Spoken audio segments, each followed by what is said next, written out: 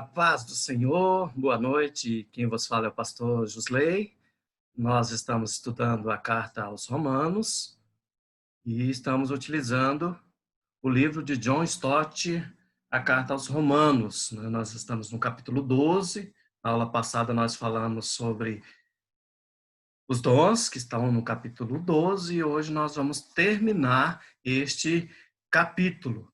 Nós verificamos aí no final da aula passada, capítulo 12, dos versículos 3 a 8, nós vimos o versículo 1 e 2 em separado, depois vimos os versículos de 3 a 8. Hoje nós vamos ver versículos 9 a 16, que trata da nossa relação uns com os outros. Enquanto nos versículos de 3 a 8, a relação com nós mesmos, agora nós vamos ver a nossa relação uns com os outros, amor na família de Deus. Eu quero dizer para você que o capítulo 12, ele é surpreendente, cheio de detalhes, riquíssimo, e você não pode deixar de assistir a aula anterior e também ver essa aula. É um capítulo realmente muito bom para a gente poder aprender sobre a palavra de Deus. Bom, nossa relação uns com os outros, amor na família de Deus. Então vamos lá. Muitos comentaristas, e não poucos, observam que a linha de pensamento de Paulo em Romanos faz lembrar a de 1 Coríntios capítulo 12, capítulo 13. E a lógica é a mesma de 1 Coríntios 12, 13. Escreve John A. T. Robson.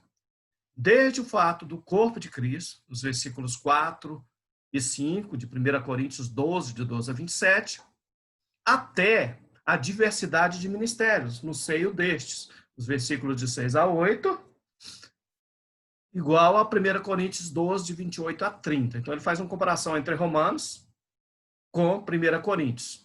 Então, até o supremo e absoluto pré-requisito do amor, que aqui a gente encontra nos versículos 9 a 21, capítulo 12, que é igual a 1 Coríntios 13. Isso alguns comentaristas fazem, observam que a linha de pensamento de Paulo, ele faz lembrar isso.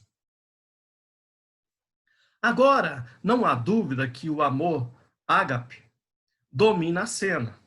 Até aqui, em Romanos, sempre que apareceu ágape, ou HP, foi com referência ao amor de Deus, demonstrado na cruz, derramado em nossos corações, conforme 5:8 e 5:5, capítulos 5 e versículo 8 de Romanos, capítulo 5, versículo 5 de Romanos. E obstinadamente decidido a não nos abandonar, conforme Romanos 8, 35 e também versículo 39. Agora, porém, Paulo enfatiza o ágape com a essência do discipulado cristão. Meus irmãos, os capítulos 12 a 15 de Romanos, eles constituem uma firme exortação a que deixemos que o amor de Deus domine e molde os nossos relacionamentos. Breve aqui, Paulo irá desenvolver, ou Paulo irá escrever sobre o amor aos nossos inimigos, conforme capítulo 12, versículo 17 a 21.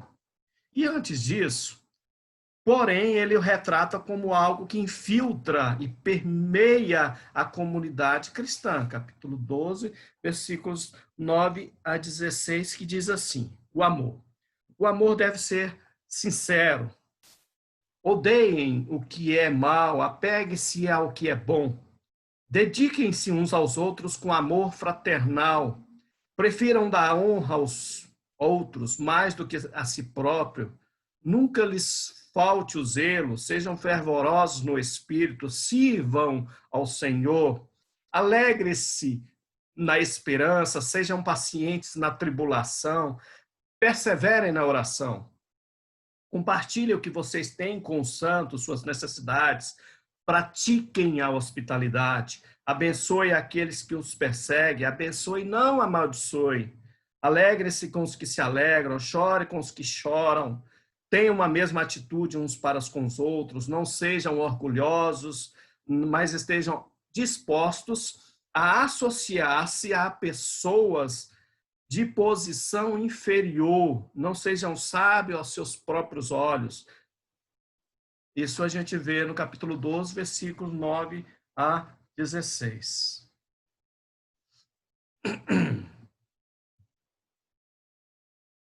Bom, nós temos ainda que alguns comentaristas, para alguns outros comentaristas, eles só conseguem ver nos versículos 9 a 16 um emaranhado de instruções confusas, uma série de mandamentos epigramáticos com pouca ou nenhuma conexão entre si.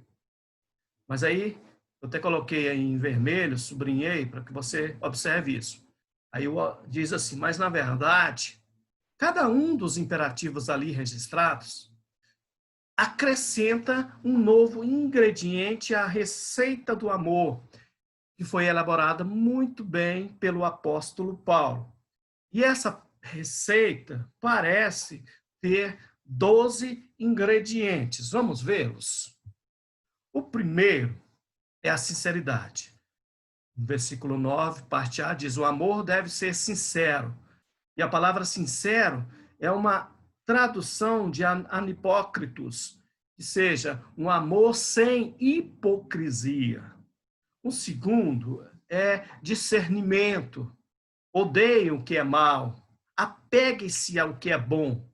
Versículo 9, parte B. E pode parecer estranho que logo após a exortação a amar, venha uma ordem para odiar. Mas isso não deveria surpreender ninguém. Afinal de contas, o amor não é esse sentimento cego que costuma pintar, que nós costumamos pintar. Pelo contrário, ele também é um sentimento perspicaz. Preste bem atenção nisso. Ele se doa com tanta paixão ao objeto amado que todo e qualquer mal que seja incompatível com seu supremo bem-estar passa a ser objeto de ódio por nós. Amém? Um terceiro seria afeição.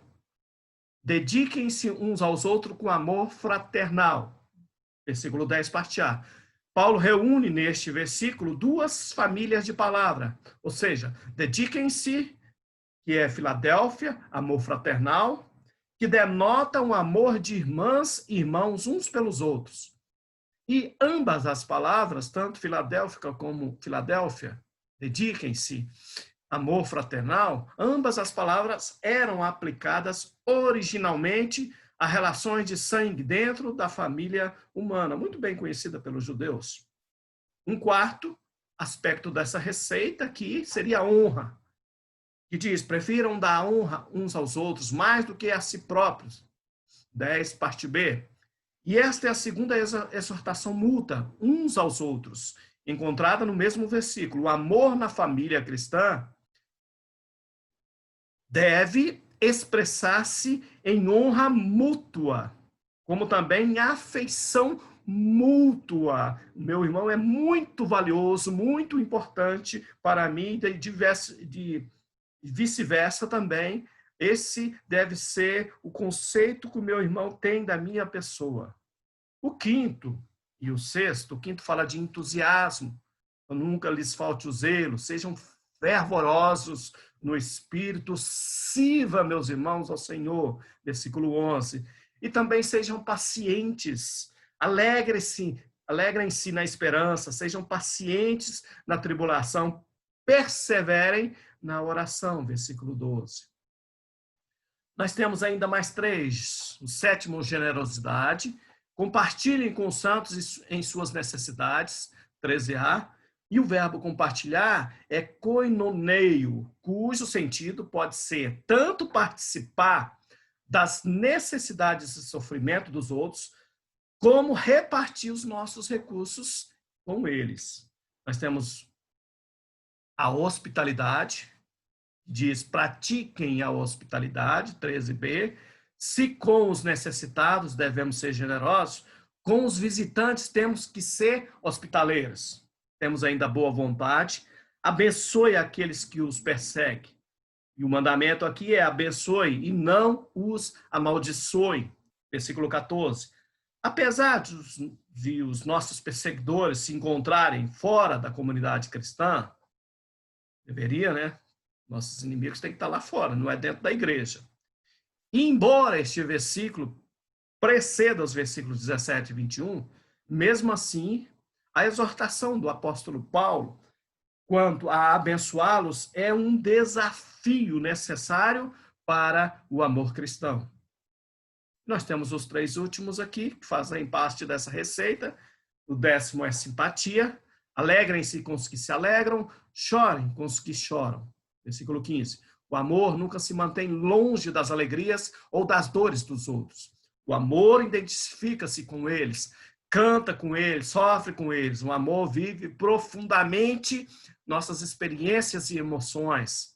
Compartilha de suas gargalhadas, chora com as suas lágrimas e mostra solidariedade com eles, qualquer que seja o seu estado de espírito. Aleluias. O 11º, harmonia, que está lá no versículo 16, parte A, tem uma mesma atitude, uns para com os outros, ou conforme a versão BLH, vivam em harmonia uns com os outros. E por último, completa essa receita humildade. Não sejam orgulhosos, mas estejam dispostos a associar-se a pessoas de posição inferior. Não sejam sábios aos seus próprios olhos. 16, parte B. Bom, nos versículos 17 a 21, trata da nossa relação com os inimigos, que diz não retaliação, mas serviço a essas pessoas.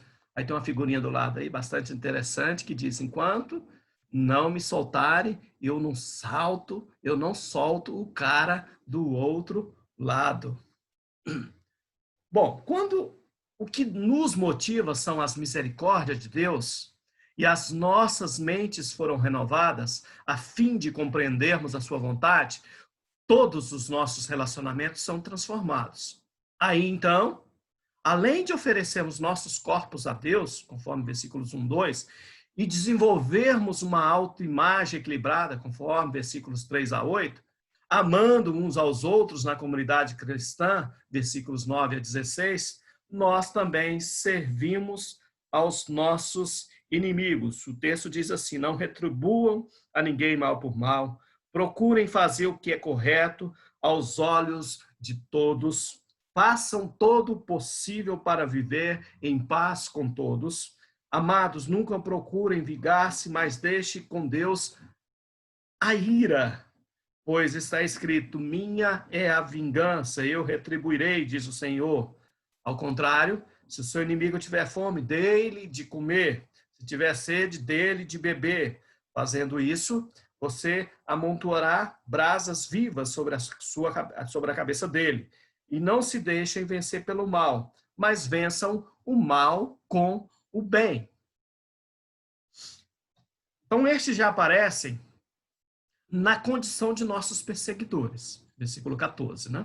E logo irão reaparecer como malfeitores, versículo 17. Com efeito, os últimos 5 versículos de Romanos 12 abordam a questão de como os cristãos devem reagir frente aos malfeitores. Você há de concordar comigo que nem sempre a nossa atitude com relação aos malfeitores, aos perseguidores, ela se enquadra com aquilo, com os ensinamentos que o apóstolo Paulo está falando aqui ou demonstrando aqui no capítulo 12. Acrescentando a este parágrafo final, o versículo 14 que o antecedeu, o que nos chama a atenção é que ele contém 4 retumbantes imperativos negativos.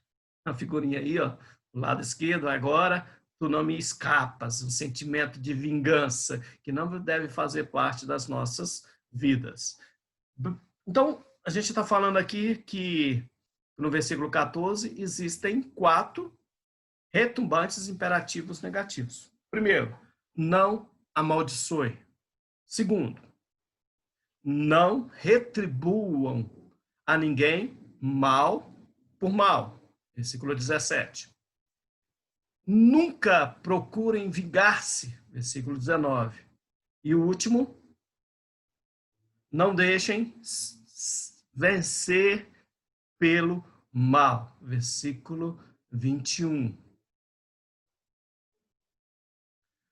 Bom, todas essas 4 proibições, elas dizem a mesma coisa, só que com palavras diferentes.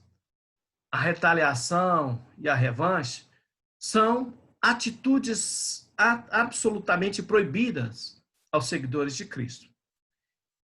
O próprio Jesus nunca retribuiu o mal, nem com palavras, nem com atos. E a despeito da tendência nata que temos de revidar, que faz parte de nós, né? Alguém dá um soco na gente, a gente já quer retribuir de imediato. Alguém fala uma palavra agressiva, a gente já quer falar uma outra agressiva. Desde o olho por olho aqui, ó, como visto lá na lei de Moisés, típico da criancinha até a mais sofisticada, determinação de vingar-se do nosso opositor, no caso de um adulto, ainda assim, preste atenção, Jesus nos desafia a imitá-lo. Bom, meus irmãos, é verdade que há nas cortes legais lugar para punir os malfeitores. Disso Paulo tratará lá em Romanos 13, que nós veremos na próxima aula. Mas em se tratando, porém, de conduta pessoal, nunca, vou repetir, nunca devemos dar as costas aos outros e injuriar a quem nos injuriou. Uma das primeiras marcas da tradição ética cristã foi justamente a não retaliação. E isso remonta ao ensino de Jesus, como também à literatura da sabedoria do Antigo Testamento.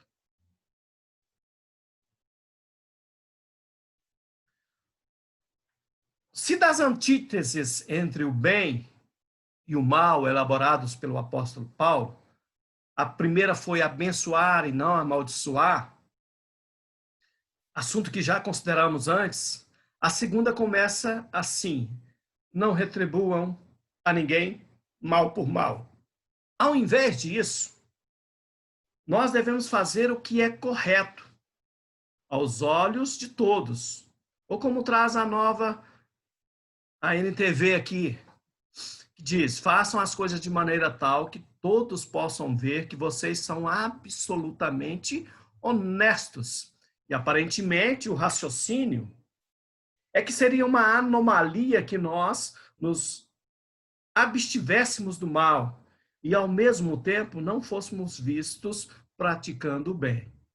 Então, segue-se uma contrapartida para a retaliação, que é igualmente universal em sua aplicação. Ninguém, todos. Então, o versículo 18 é muito interessante porque ele nos dá uma ordem, um ensinamento muito precioso. Façam, quando estiver em vós, façam todo o possível para viver em paz com todos. Bom, outra coisa aqui interessante é que recusar-se a retribuir o mal é recusar-se a atiçar o fogo em uma discussão. Mas só isso não basta, você há de convir comigo. Nós precisamos também tomar a iniciativa positiva e não negativa, de ser pacificadores, se bem como indica as 2 restrições, que diz: se possível e quando depender de vós, enquanto estiver em vós. Mas isso nem sempre é possível, pois às vezes as outras pessoas, elas não estão dispostas a viver em paz conosco. Ou então, elas estabelecem para a reconciliação uma condição que envolveria um comprometimento moral inaceitável. Aí não tem conversa, não tem como você, né, se aliar com esse tipo de pessoas. E a terceira proibição de Paulo é: amados, nunca procurem vingar-se, 19a, agapetoi, amados, já que o que está convocando a seguir o caminho do amor, ele lhes assegura o seu amor. E a esse imperativo negativo, Paulo, mais uma vez, ele o põe uma contrapartida positiva, ou melhor, duas. A primeira é: mas deem lugar à ira de Deus. Como no grego a frase é literalmente dá lugar à ira, sem especificar de quem é a ira que se tem em mente, alguns comentaristas concluem que esta seria ou a ira dos malfeitores. Deixem que eles liberem a sua ira, deixem correr. Ou a da parte ofendida, deixe a sua ira passar e não expresse em forma de revanche.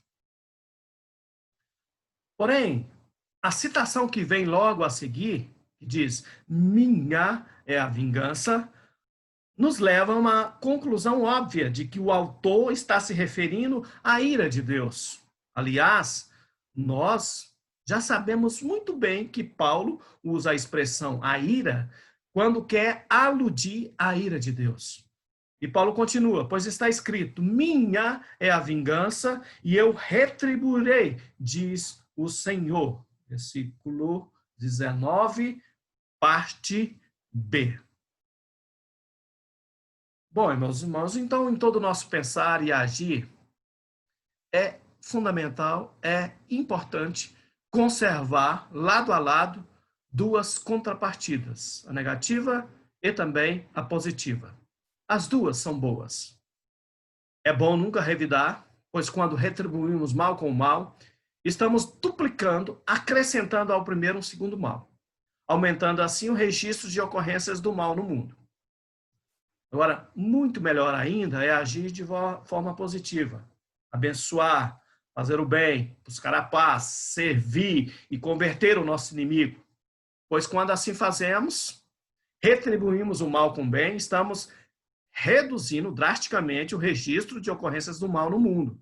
E, ao mesmo tempo, aumentando a ocorrência de bem. Então, retribuir o mal com o mal é deixar-se vencer pelo mal. Retribuir o mal com o bem é prevalecer sobre o mal com o bem. E é este o caminho da cruz. E é a obra-prima do amor. Amém. Aleluias. Glória a Deus. E vos falou foi o pastor Jusley. Eu sou pastor na Igreja de Deus Conjunto Primavera. Também dou aula no Seminário Evangélico da Igreja de Deus. E aí embaixo está o meu canal do YouTube. Entre no meu canal, escreva lá Pastor Jusley Gama no YouTube e você vai poder ver lá uma infinidade de sermões. Né? Nós temos vários estudos lá, nós temos aulas não só de cartas ao Romanos, mas também estudo de homilética, nós temos aulas de grego, nós estamos iniciando, e vários estudos temáticos lá para que você possa dar uma olhada e ter crescimento em Cristo Jesus. Nos ajude, divulgue meu canal no YouTube aí, para os seus liderados, né, e incentive a eles a se inscreverem. Você está me ajudando e de forma gratuita nós estamos divulgando todo este material que eu tenho certeza que vai contribuir muito para o seu crescimento espiritual. Amém, meus irmãos? Foi um prazer enorme estar contigo e que Deus nos permita uma nova oportunidade de estarmos juntos para a honra e glória do nosso Senhor Jesus.